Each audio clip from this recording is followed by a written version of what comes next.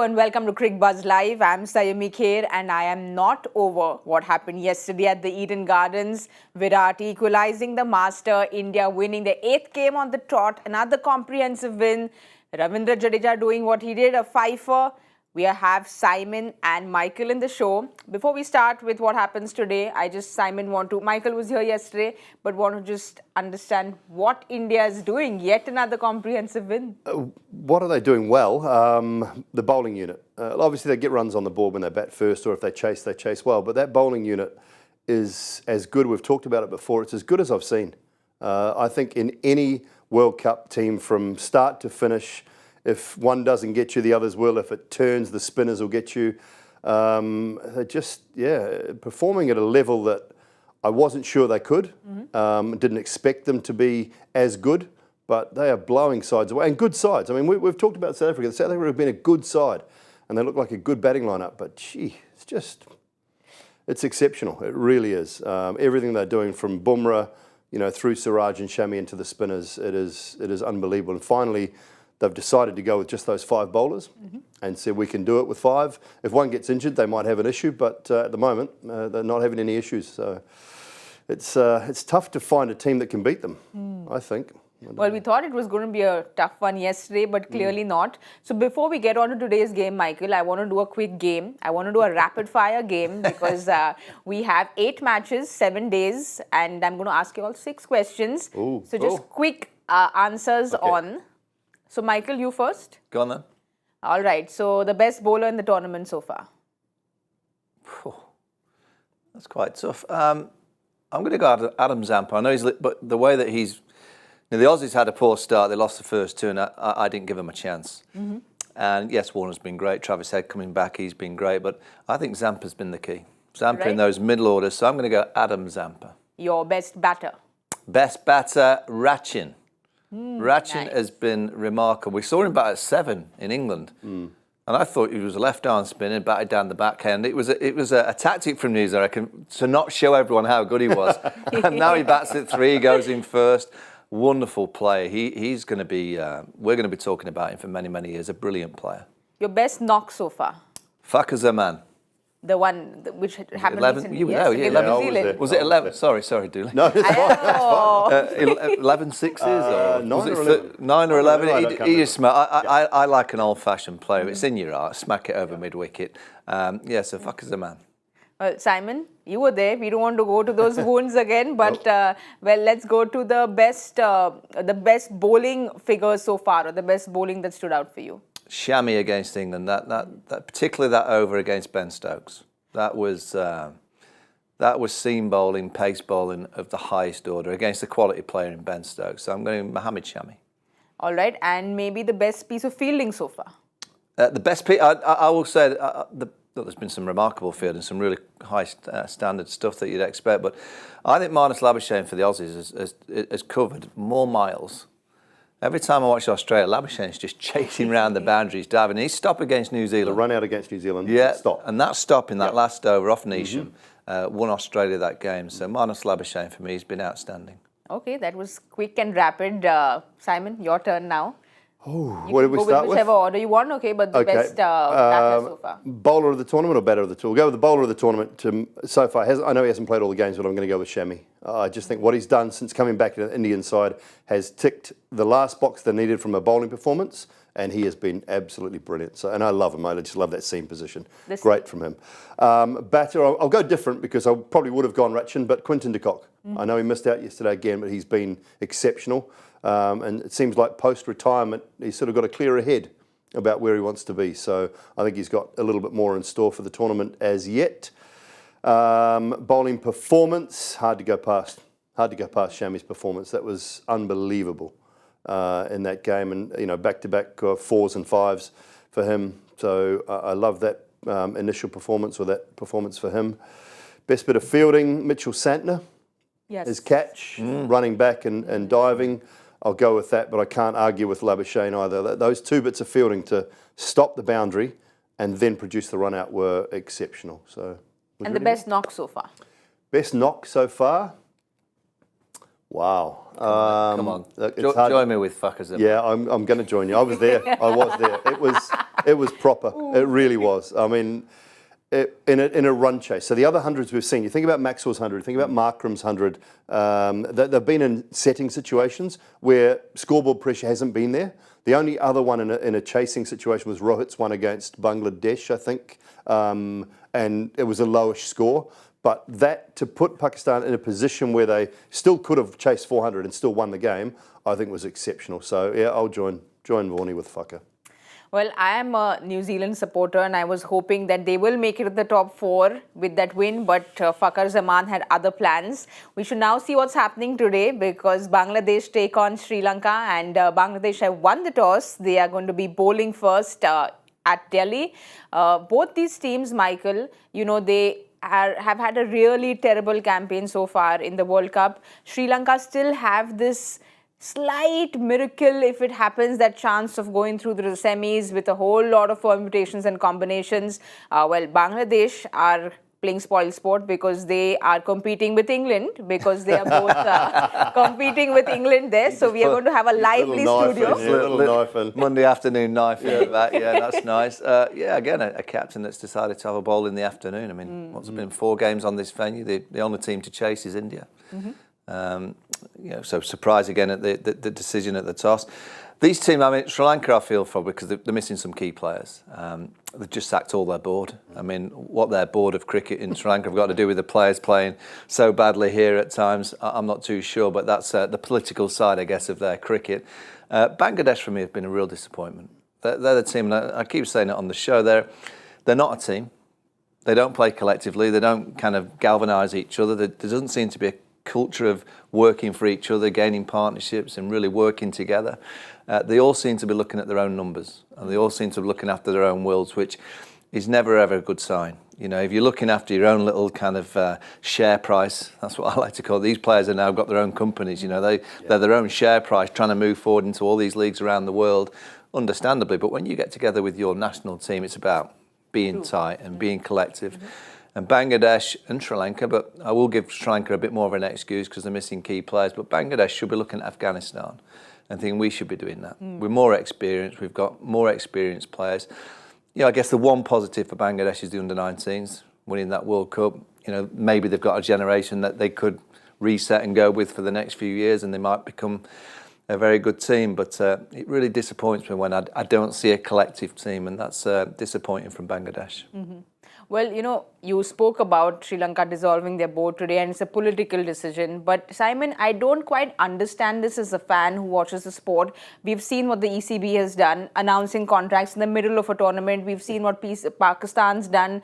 So you just feel like, why would the players play for the jersey if there's so much political stuff happening outside of the field? Yeah, it's stuff that we don't kind of understand, or I don't really understand a lot of. I mean, we've been fairly settled board in New Zealand and it's fairly settled combination down there. So I don't really see a lot of that in other countries. You do see it a bit in the subcontinent, particularly with Sri Lanka. Look, they'll be disappointed in their performances, but at the end of the day, to change the board or to sack the cricket committee in the middle of a tournament, you're just saying, wait till the end of it. Have a debrief. You know, wait till the end of it. They've got a few days to go.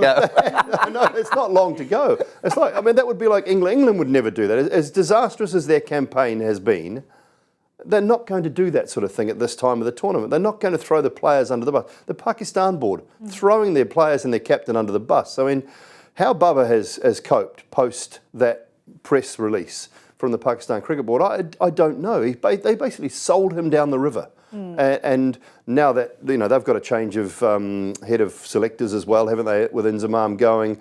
These things in the middle of a tournament do absolutely nothing. And you know, Vaughani's so right with the Bangladesh side of things too. You need teams. I mean, the best teams win World Cups. And it's not about 11 on the field. It's about 14. It's about management. It's about coaches. Everyone in and around a team is what brings you a World Cup. And if you don't have harmony and camaraderie and things in your team, you're just going to struggle. And these boards are creating problems that just do not help. I don't understand it. I mean, Michael, you'd know a little more with regards to ECB, because why would you do it in the middle? Oh, the contracts have been that's not been good from. And it's very unlike England. It's very unlike. I've never known a World Cup where England have got this so wrong in terms of performance. Some of the selections have been very strange throughout this tournament. But to think that they've announced contracts 2 weeks into the World Cup, I've never known that. So England have got that wrong, and I'm sure they'll learn from it. You know, but these things happen in the subcontinent. Sri Lanka, you know, consistently over the last few years. I mean, what the board have got to do with someone bowling and batting in India, I've no idea. You know, and what the announcement does today in terms of sacking them, I honestly don't know what they think is going to happen to this. What does it achieve? And by the way, so I know it's a very much an outside. They've still got a chance. Yeah. Yes. You don't know in cricket. Yes. You know, we saw the Netherlands beat South Africa. No one would have given them a chance to win that game. And you look at pretty much Sri Lanka to go through. They win the last two games, and New Zealand have to lose, Pakistan have to lose. You know, so it's very, very difficult. But to think that they've still got a glimmer, and they're sacking all their board. I mean, what kind of message does that say? Is it just a way to kind of answer fans because you don't know what to do? It's almost like, I think it's who do you blame, right? It's not governance. It's not management. That is. I mean, it's like a slapping a little kid on the hand for doing something wrong. I mean, it's almost like they're treating them as naughty little boys for playing badly. It's just it sends such a poor message. And what happens now? Who wants to go into that position? Who's the next person that goes? Who's the next lamb to the slaughter, basically? You know, I mean, because nobody wants that job now. Nobody wants to go into that position if they realise that this is going to happen continuously. So, you know, all of these little things. Bangladesh's problem, I think it started prior to the tournament with the president having to ask Tamim to come and play. England's problems, I think, started before the tournament with the Harry Brooks saga. Yes. You know, there was a lot of disharmony in and around that whole thing, and then having to leave Jason Roy out at the last minute. I don't think that camp has been overly happy right from the start, and that did not help. Leading into a big tournament, little things like that, they just don't help. The most settled sides have been the most successful sides, and it's no secret. So most quality boards around the world, you've no idea who they are. True. You know, so if you said to me, name the New Zealand chairman or I've not got a clue because you never hear from them. You know, but you know the Pakistan chairman seems to be quite famous. I wonder why. Well, even the Sri Lankans have been unsettled this morning with the news that came in. So we will have a look at Sri Lanka's playing 11 first. I think they have two changes in there. Kusal Perera comes in and Dhananjay De Silva comes back in. Simon, Dhananjay De Silva hasn't really performed in the middle order, but they've gotten him back in and Kusal Perera at the top. yeah, they've left Karunaratne out. An experiment that just didn't work. They wanted some solidity in that top order. They wanted more of a test match-like player, so they brought Karunaratne in to do that, and he hasn't been successful. Pereira's unfit. He was unfit at the start of the tournament. He'd been away, and Tikshana came in. I said this last time I was here as well. Tikshana came into the tournament unfit, and they're paying the price. And then he starts to grizzle about the bloke at the other end. He's not got a spinning partner. I don't have my boyfriend at the other end to bowl with. It's like, what are you on? You know, I mean, seriously, you can't be worrying about things like that. You've got to get out there and do your job. But when you're turning up to big tournaments unfit and not ready to go, there are issues. So, look, Pereira's got another chance. He's got a chance to show them that he does deserve to be there. But look, they're a side that will the changes work for them? I mean, De Silva, yes. I think he's a good player, but he needs to need to show on the big stage, and it's something they just haven't done enough of. Well, they're getting that extra batter in for the spinner, but with Firozshah Kotla, do you think they should have backed another spinner, Michael? Oh, I don't know. I mean, I'm not too worried about who plays for Sri Lanka. It's more about their attitude. You know, against India at the Wankhede, let's be honest, they threw the towel in.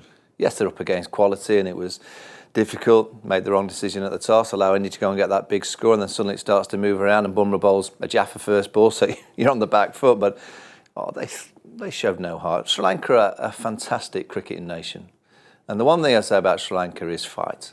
You know, the Sri Lankans know how to fight. They know how to really compete, and against India, they completely let themselves down. So I'm actually not bothered about what team comes out. I just want to see a fight in Sri Lankan side.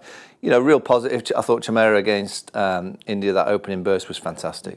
To bowl two maidens up front to the quality of India's batting was fantastic. Just a bit of movement either way, great length, decent pace. Madhushanka's been a revelation. So in the realms of despair for Sri Lanka, they've had this one standout bowler who's matching all the best bowlers in the tournament. And when you're talking Siraj, Sharmi, Bumrah, Jansen, Zampa, these real high-class quality bowlers, he's matching it with them. So they have got a little bit of a glimmer. You know, they need to get those better players back in the team when they're fit. But yeah, I'm not bothered about what team they play. I want to see a better attitude from Sri Lanka. Well, we will get into details about Madhushanka, which I'd like to talk about. We'll have a look at Bangladesh's playing 11. Mustafizur is not fit, so they get that one change in. Tanzim comes in for Mustafizur. Simon, big blow there, you think? Because Mustafizur, on his good day, can be very handful, can be a handful for them. And he's the experienced one in that group as well. I mean, you know, he's been around a long time. He's got great variations. The variation's not quite the same as it was 6 years ago when he was bowling at 140 and the variation came to 115, 120, which made him really difficult to play. A lot of guys struggle with him early on because that variation from 140 odd down to 115 was quite dramatic, and he got revs on the ball. So the right-handers actually found him quite difficult. But look, it's a decision that had to be made. Obviously, being unfit, they just need more out of there. You know, that whole team aspect that they just don't have. Shakib too often takes the easy route. He plays for himself far too often, and I just don't see, like Michael said, I don't see that team coming together, and you know, they should be bitterly disappointed with their campaign. Just put the team back up. I mean, the strange thing for me is Doull is their best player. Yes. You know, at times he's batted at 8, ridiculous.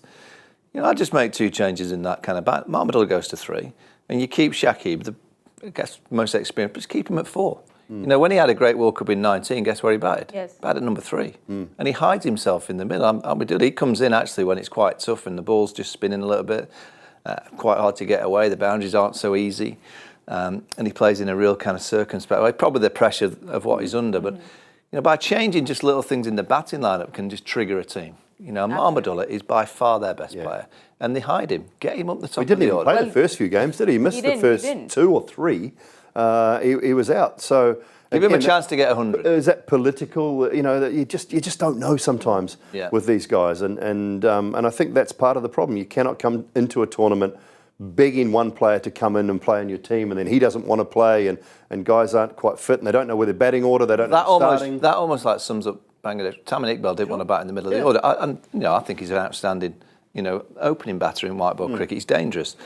But if your country wants you to do a job, you know, that almost sums up their non-team aspect, that he wasn't willing to go and do something that the captain and the coach wants him to do for his team and his country, which is very, very strange. Playing a World Cup. I mean, my goodness, how do you not want to play in a World Cup for your country? There's something drastically wrong with that.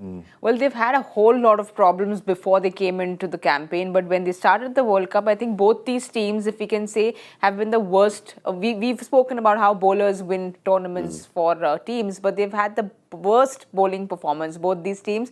The numbers will do the talking. But Simon, what do you think is going wrong? Because besides, of course, Madhushanka, we'll speak about him a little later, no one's really stood up at all. No, I mean, look, Madhushanka, yes, and Chamira back. Chamira is a massive loss, I think, for Sri Lanka in the early parts of the tournament with him not being there. Bangladesh just haven't really found their mojo with the ball. Their spinners haven't done the job. The fizz has been a little bit hit and miss, and that's been their biggest issue. I mean, the economy rate's over 6 for both those sides, and England are not far behind, Pakistan as well. Steady on. By the way, just put those numbers back on. I mean, I know we're talking Sri Lanka, Bangladesh, but just look at the top there. Yeah. Look at India, average of 20, economy of 4.52, striking at 27.4. They're a run and over better than everyone.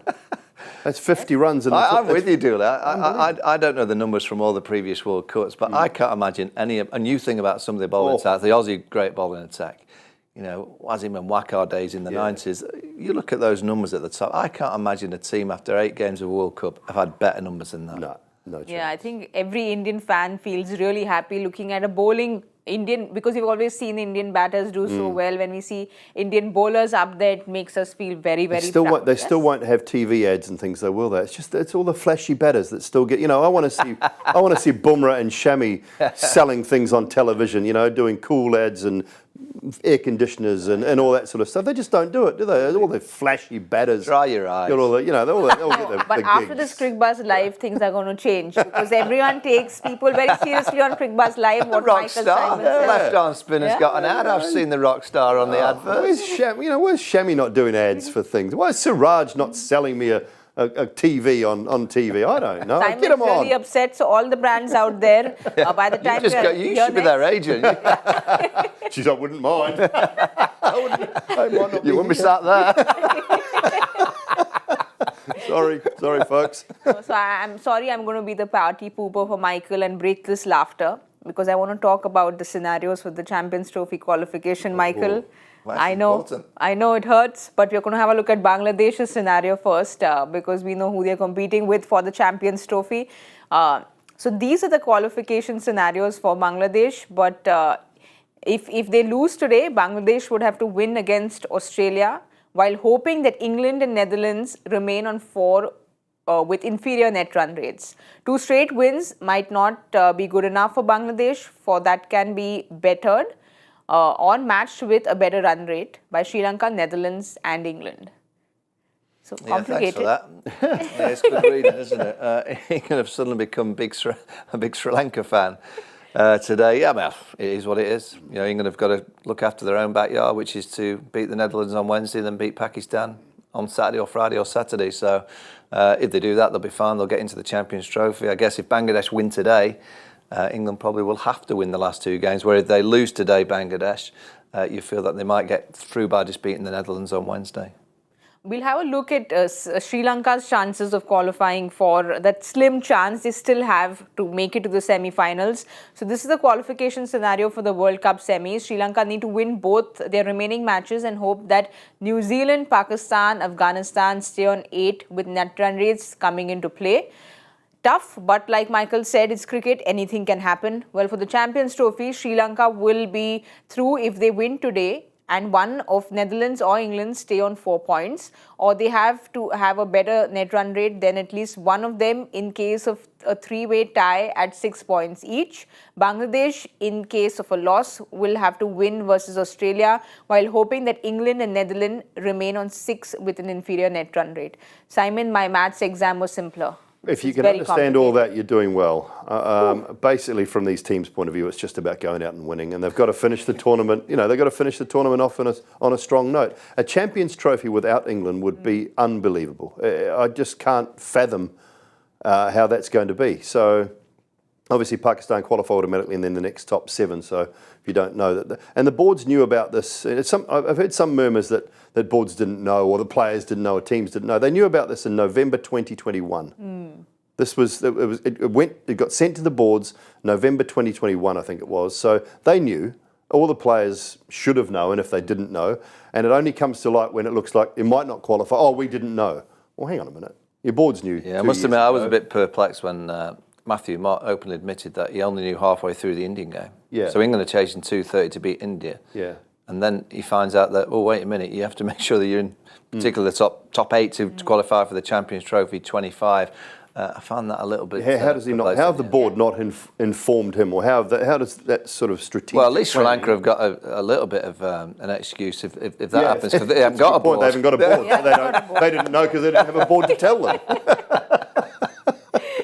Well, we'll just remind our viewers that Bangladesh have won the toss and they're going to be bowling first. Well, there are 2 people I'd like to talk about. With the Bangladeshi bowling, there has been Miraz, who everyone expected him to do a lot. Michael, he got those 3 wickets in his last match, but he really needs to pull up his socks in today's game if Bangladesh wants to come victorious. Yeah, I mean, he's done okay, hasn't he? I mean, you know, when you're up against it and you're playing poorly, I guess you're looking for at least 1 or 2 or in half decent form to produce another performance just to get you through a tough encounter. You know, he's a good bowler. You know, he's a good bowler who can get wickets at key times and he can put most players under pressure. But I'll keep going on. It's all about the collective attitude of Bangladesh. If they get that right and they come out with a little bit of a spring in their step and they work together as a team and work together in partnerships, you know, not one individual is going to win them the game. True. You know, one individual has you a good game. Yes, you might have a moment where you're on top, but you don't win a 50-over contest with one person. T20 cricket, you can actually sometimes win T20 events by 1 or 2 just having a day out. That's why, I mean, the 50-over game, I guess, is the talk about, and will it happen in a few years' time? We don't know. But the one thing I do like about the 50-over game is it generally takes more of a collective to win the game rather than the odd individual. And yeah, he's a good bowler, but he'll need a little bit of help from the other end. Their attitude starts in the field for mine as well. When you see them come out onto the field, just have a look for the first 3, 4, 5 overs. Are they up and about? Is the keeper talking, doing a lot of talking? And most of them do. But when the keeper, when Mushfiqur Rahim is up and about and talking, and the players are into it, that's kind of when I see Bangladesh being better or at their best. Too often there's just 2 or 3 overs into a game, there's just no chat. Shakib's quiet, and they've got senior players, Shanto, they've got senior players in there that need to actually step up and take some ownership, take some leadership in the field as well. And I think that's one of the areas when I see Bangladesh underperform, more often than not it starts when they're fielding and there's just no energy. And that's something you can control. I remember Andy Flower, actually, when he was England coach, he came out with a great saying. I'd never heard it before until Andy said it. He said, fielding's just an attitude. Simple as that. And he's spot on, because you can control that. Yeah. Fielding is, I was useless. But it wasn't because of my attitude, it's just my hands weren't working. Simple as that. But it is an attitude. If you can go out there as 11 people, and yes, it's hard work because, particularly when you win the toss and you decide you want to field in the heat, it's 4 hours really where you're out there. You have to be switched on, committed, and it isn't easy. But those teams that do it well, they have this energy and buzz and this kind of attitude of wanting to get in the opposition's faces. And Doull is right. We just want to see a little bit of that from Bangladesh. Well, it's exactly what you're saying is because if nothing's working with the ball or the bat, you at least want that energy in the field, which has been missing. It almost feels like they come in with drooped shoulders. That's how it's been. But for Sri Lanka, on the other hand, the batting has, especially the middle order, hasn't worked. The opening combinations have been all over the place. But Nissanka, Michael, has been very impressive. We spoke about him yesterday as well. He's young boy who's done very well. We see his numbers doing the talking. He got a really tough one against Bumrah the other day, but otherwise a very impressive World Cup. So yeah, and that's why Sri Lanka are always the team that you look at, and you never really worry about their talent. You always see the likes of Nissanka coming through and you think, he's going to be around, he can play. Those 50s need to come into 100s. I'm sure he'll do that in time, and once he gets a bit more experience of batting longer periods of time, that'll be fine. But he's got a gift to be able to play because he hits the boundaries without really trying. He just plays good cricket shots that beat extra cover, goes through mid-wicket. He's got the pull shot, the cut shot. So he's got the whole package. He plays spin quite nicely. He goes over extra cover. So he's got all the tools. He's just got to learn the art of making those tools work for a little bit longer. He'll get there because he's a wonderful talent. So there is a few kind of players that you look at in terms of Sri Lanka and think, yeah, they've got a future. It's just a matter of kind of coping with all this chaos that seems to get created by people that shouldn't be involved. And I just feel for Chris Silverwood is the coach. Yes. I mean, how he's coping with all the chaos. I mean, it's never ever easy when you've got, and I think in those roles actually, it's more about sometimes how you manage up than actually managing down. You hear about this in the franchise league as the head coach. Yes, you're managing the players, but how are you managing up as well? The owners want so much from these players, and obviously they've put a lot of money in. And I guess similar in Sri Lanka, you're probably having to manage up a lot more than focusing on what you should be doing, which is day-to-day action of making sure that your players are in a good headspace. Well, that's a very frustrating place to be when the focus is away from what happens in the field and elsewhere. But a little more on Nissanka, Simon. We spoke about him yesterday, and he's, had very good 50-plus scores, I think 4 or 5 of them, but he would want to convert them into 100. He's not gotten 100 yet. Yeah, and that's the thing. That's what Michael said. Opening the batting in 50-over cricket is about when you get an opportunity, and we see that with whether it be Rachin Ravindra, Quinton de Kock, Rohit Sharma, these guys at top of the order. When you get a start, you've got to make the most of it. And as long as, once he's getting those starts, he's had 2 failures and everything else has been pretty good. But 50s and 60s in this format of the game, they don't win you games. Yes. 100s, 120, 130, 150s, they win you games in this format. Whereas a quick-fire 40, 50, 60, it's good enough in a T20 game, but it's not good enough in a 50-over contest because all of a sudden you go bang, bang, you might be 3 for 80. 3 for 90 because he's got a quick fire 40-50. So it just they don't tend to win you many games unless they're at the back end of the innings being done by a number 5, 6, 7. off least amount of balls. So he just needs to convert them. He's got all the talent. You're going to get good deliveries. I probably think that was the ball of the tournament, the Bumrah one. I said on the money. Yeah, I said I don't know any right-hander in the history of the game that would not have been out to that ball. I mean, that's taking you. That's taking playing you really. You're actually out. playing really badly if you survive that. Yeah, because you're playing outside the leg. Something you might. It was unbelievable, and you're going to get those against high quality bowlers. So he didn't do anything wrong, as Michael said. Every right-hander at the top of the order would have probably got out to that ball. So he didn't do anything wrong there. He's just got to get back on the bike today, and it's about a performance that actually lifts your team to a win. So that is 100. That is 120, 130, and as long as they persevere with him and he doesn't get too tied up in the political side of things, then I think he'll be fine. He's a player to watch out for. Well, that Bumrah ball was really unplayable, and now what we're going to get is something unplayable as well, because it's the joy factor question of the daytime, and it's something which I never know how to play. On consecutive days in 1999, Zimbabwe and Pakistan became the only teams to achieve which unfortunate landmark in World Cup cricket? Well, that was in England. That was the England World Cup. Zimbabwe and Pakistan. I was too young. I don't remember. Wow. So, all right. All right, young pup. It was granddad. Hey, all right, young pup. I was playing in it. Oh. I was just about to get pickfording because we were that bad. By the way, there was contract issues in that World Cup as well. Oh, really? That was the last time we had contract issues. any idea, guys? Landmark? No. No. What was it? Was something that wasn't. They won't want to be remembered for, isn't it? Mm-hmm. Okay. Maybe they got fined. Okay, we'll keep the don't guess know. game. We'll Did keep they the get a guess player game for only suspended? our scores. Player And- suspended, fined. Anything with Pakistan. Pakistan and Zimbabwe, though. I don't know. No idea.